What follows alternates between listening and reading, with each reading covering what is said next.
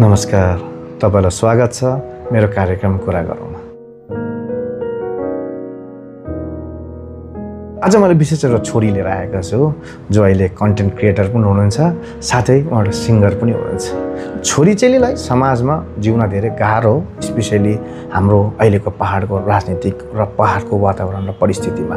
र यसै बिचमा निडर र साहसी भएर आफूलाई कन्टेन्ट क्रिएटरको रूपमा पनि चिनाउँदै, गायकको रूपमा पनि चिनाउँदै, म त बुहारी पनि भन्नुपर्छ, साथै बनी पनि भन्नु पर्यो। बुहारीलाई स्वागत छ। सञ्जीवनी राईलाई म खजा लगाएर स्वागत गर्न चाहन्छु। तपाईँको छोटो परिचय दिनुहोस् न। नमस्ते, मेरो नाम सञ्जीवनी राई, म चाहिँ बिटेकबाट। अन्त मैले चाहिँ कन्टेन्ट क्रिएसन अब स्टार्ट गरेको ज्यादा भएको छैन, हालैमा 1 साल भयो। बट मेरो चाहिँ के भयो भन्दाखेरि चाहिँ अब 1 सालभित्र मैले यति धेरै मायाहरू पाएर चाहिँ अब मेरो अहिले धेरै फलोवर्स हुनुभएको छ होइन। त्यहीँबाट म आफ्नो लाइफस्टाइल पनि देखाउँछु, म आफ्नो गीतहरू गीत गाएर पनि देखाउँछु हो। कन्टेन्ट क्रिएटरहरूलाई सजिलोसँग हामी हेर्छौँ, इजीसँग जज पनि गर्छौँ, के वाहियात बनाएको भन्छ। तर पहाडमा राजनीतिक बाध्यता भन्नुपर्छ, पहाडमा नेतृत्वहरूको गलत नेतृत्व भन्नुपर्छ, किनभने युवा अर्थात् बेरोजगारको निम्ति रोजगार सिर्जना गरिएन, अनि मानिसहरूले जिउने माध्यम छैन। अनि जो मान्छे आफ्नो गाउँठाउँमा म के गर्छु भनेर बस्छ, उनीहरू कन्टेन्ट क्रिएट बाहेक अरू केही पनि अप्सन छैन। अन्त भने कि बाहिर विदेश जानुपर्छ कि त सिलगढीतिर मलमा गएर काम गर्नुपर्छ। तर आज साहसी एउटा बुहारीले, छोरीले अत्यन्त राम्रोसँग आफ्नो कन्टेन्ट क्रिएटरको रूपमा घरिघरि पैसा पनि कमाएको पनि देखाउँदै गरेको हुन्छ, हामी हेर्दै गरेको हुन्छ। अनि बुहारीको एउटा मजाको कुरा चाहिँ के लाग्छ भने नि गाउनु पनि हुन्छ, मिठो गाउनुहुन्छ कोही कोही बेला। अनि हामी 1-2 लाइन त गाना पनि सुन्नु परेन नि त बुहारी। 1 लाइन गीत मिस्टेक भए पनि माफ गरिदिनुहोस् होला। नेपाली नै गाउँछु। पोहोर साल खुसी फार्दा जतन गरी मनले टाले, त्यसपालि त माया फाट्यो, त्यसलाई पनि मनले टाले, त्यसपालि त मनै फाट्यो, केले सिउने केले टाल्ने हो। सास फेरि जस्तो लाग्छ, तर भन्छन् मरिसके, तेरो भाग्य यति नै हो, भोगा चलन गरिसके, सलाहको भाग्य मेरो, मर्ने बाँच्ने ठेगान छैन, कर्म फाटे सिउँथे बरु, केले सिउने केले टाल्ने हो। Thank you. दामी अत्यन्त दामी। हाम्रो मानिसहरूकोमा धेरै कला छ नि। दुःख लाग्दो कुरा त यो पो भन्नुपर्छ त, पहाडमा ती कलाकारको कहिले पनि मूल्याङ्कन गरिँदैन। जब एउटा ठुलो अवार्ड जितिन्छ तब स्वागत पनि गरिन्छ पो, र कि उहाँको मृत्युमा सम्झिने गर्छ। तर हामी भन्छौँ नो, अब हामी पहाडमा हरेक प्रकारको वर्गको कलाकारदेखि लिएर युवाहरूदेखि लिएर आफ्नो क्षमता बोकेका युवाहरूलाई मानिसको अगाडि चिनाउनुपर्छ, अनि अघि बढ्ने मौका दिनुपर्छ, हामी भनिरहेको अवस्थामा छौँ। तपाईँ कन्टेन्ट क्रिएटर हुनुहुन्छ, कतिको सजिलो छ, कतिको गाह्रो छ एउटा कन्टेन्ट क्रिएट गर्न र मानिसलाई रमाइलो पार्न, मानिसलाई हँसाउन, मान्छेलाई तपाईँहरूप्रति ध्यान आकर्षण गर्न कतिको सजिलो र गाह्रो छ, यसो छोटो बारेमा भन्नुहोस् न। मान्छेले चाहिँ भन्दामा अब कन्टेन्ट क्रिएसन चाहिँ एकदम इजी भन्छ। अब जति पनि अब कतिजनाले भिडियो बनाएर पनि हालिरहनु भएको हुन्छ कि मैले फर्स्ट पेमेन्ट पाएँ, यस्तो पाएँ होइन।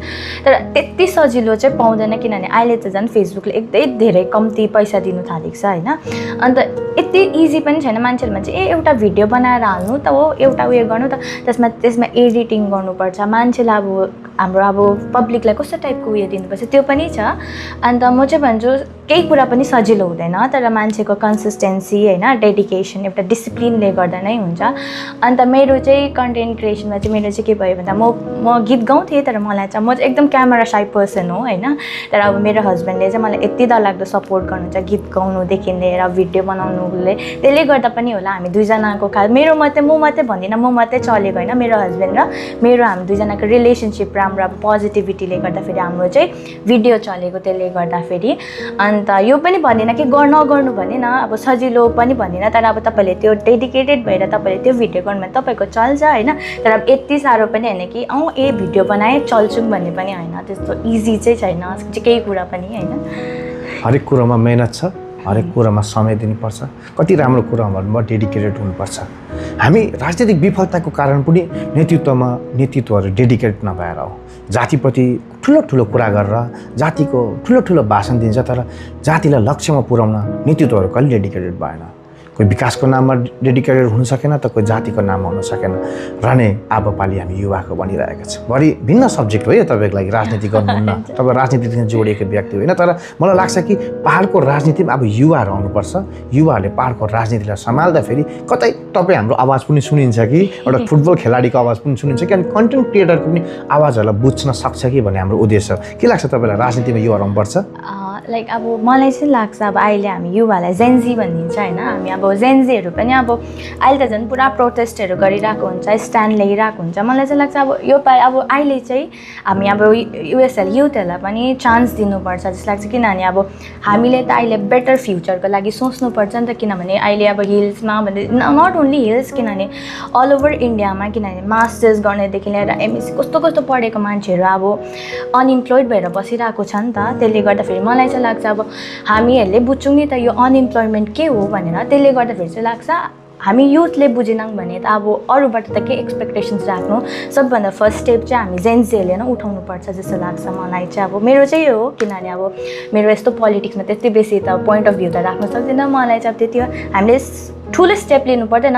आफूले नै हामी न गभर्मेन्टलाई ब्लेम गर्नु सक्छौँ, किनभने हामीले आफूलाई नै फर्स्ट चेन्ज गर्नु पऱ्यो नि त। त्यहाँबाट नै हुन्छ नि त। सानो स्टेप गर्दै नै चेन्जेस ल्यायो भने चाहिँ मलाई ठुलो चेन्ज हुन्छ जस्तो लाग्छ हरेक कुरामा, नट ओन्ली पोलिटिक्स, सबैमा हुन्छ नि। हामीले यही भन्न खोजिरहेको छौँ बार दुःख गर्नेको भावना, यो युवाको भावना, त्यो जेन्जीको भावना एउटा बुढो उमेर पुगेको मान्छेले बुझ्न सक्दैन। यो युवाले त्यो जेन्जीले बुझ्न सक्छ। युवाहरूलाई पत्याउँथेन पहाडमा, अहिले पनि पत्याउँदैन, हिजो पनि पत्याइन्थेन। तर नेपाल जस्तो नजिकै राष्ट्रलाई हेर्न सक्छौँ जहाँ जेन्जीले आन्दोलन गर्दा एउटा युवा प्रधानमन्त्री, एउटा युवा रक्षा मन्त्री, एउटा युवा गृहमन्त्रीसम्म बनेको हामीले देखेका छौँ। त्यसैले हामी भन्छौँ युवाहरूलाई अब राजनीतिमा मौका दिनुहोस्, पहाड बनाउनुपर्छ, पहाडलाई राम्रो बाटो लानुपर्छ हामी भनिरहेछौँ। र बरीको मिठो गाना त हामीले अघि सुनेका छौँ। अब हामी सो लगभग सक्ने मुडमा छौँ, तर पनि बरीकोबाट अझै एउटा गाना नसुनिकन चाहिँ हामी बिदा नगरौँ होला भन्ने लाग्छ। र एउटा फेरि गाना सुनिदिउँ न त, प्लिज। किस तरह से शुक्र तेरा अब अदा करूं मैं, इस मोहब्बत का हर जाना किस तरह भरूं मैं। खामोश रह कर भी कह गए, दरिया सा दिल तक बह गए, तुम पर हो रहा है बुरा एतबार, तुम ही हो हिफाजत मेरी, सुनो ये कहा है रूह ने, किस तरह से शुक्र तेरा अब अदा करूं मैं। Thank you. दामी यस्तो कलाले भरिएको हाम्रो छोरीचेली पहाडमा धेरै छन्। अनि छोराहरू पनि योग्यतापूर्ण छन्, तर समाजमा मौका दिँदैन। मौका दिनुपर्छ। र यस्तो व्यस्तै समय तपाईँ छोडेर मेरो सोमा गफ गर्न आउनुभयो, यसमा तपाईँलाई म धन्यवादको साटो एउटा सानोबाट मायाको चिन्ह दिन चाहन्छु। यसमा मैले लेखेको छु, चुनौतीहरूको बिचमा पनि अगाडि बढ्ने तपाईँको जाँगरलाई सलाम, युवाहरूको आत्मबल र परिश्रमलाई उच्च सम्मान। जो युवाले हार मान्दैन उसले इतिहास बनाउँछ। अनि युवा भन्दा केटा मात्र होइन है, गलत नबन्नुहोस्, छोरीचेली पनि जो एउटा युवाको जोस र जिम्मत राखेर समाजमा केही गर्ने बसिरहेछ, उहाँ छोरीचेलीहरू पनि हामीले चिनाउनुपर्छ। उहाँहरू पनि युवा हो। र तपाईँको व्यस्त समयको निम्ति धन्यवाद दिँदै तपाईँको अगाडिको भविष्य अझै राम्रो होस्, अझै कन्टेन्ट क्रिएट गरेर धेरै पैसा कमाउनुहोस्, अघि बढ्नुहोस् भन्दै सानोबाट बेस्ट विशेषको साथमा यो मायाको चिन्ह दिन चाहन्छु। अन्तिममा छोटोमा के भन्नुहुन्छ? थ्याङ्क यू सो मच है दादाले मलाई आज यसरी बोल्ने मौका दिनुभयो होइन, त्यसको लागि धेरै धेरै धन्यवाद। अन्त तपाईँहरूलाई पनि मेरो यो अब सानो कुरा अब जानी नजानी बोलेको मनपर्छ होला, त्यसको लागि धन्यवाद, थ्याङ्क यू सो मच। अन्त दादाको च्यानलमा प्लिज यो भिडियो हेरिदिनु होला, अन्त सब्सक्राइब एन्ड लाइक गरिदिनु। Thank you so much love. हुन्छ, हामी धन्यवाद छौँ तपाईँले एटलिस्ट आज मेरो च्यानलको लागि प्रमोट गरिदिनु भयो। अनि फेरि यस्तै युवाहरू जो सक्षम अनि योग्यताले भरिएको आफ्नो क्षमता र क्षेत्रमा केही गर्छु भनेर सोचेको युवाहरू लिएर तपाईँको अगाडि आउनेछौँ। तबसम्मको लागि मेरो च्यानललाई लाइक फलो सब्सक्राइब गर्न नभुल्नुहोस् होला। हेर्दै गर्नुहोस् कुरा गरौँ।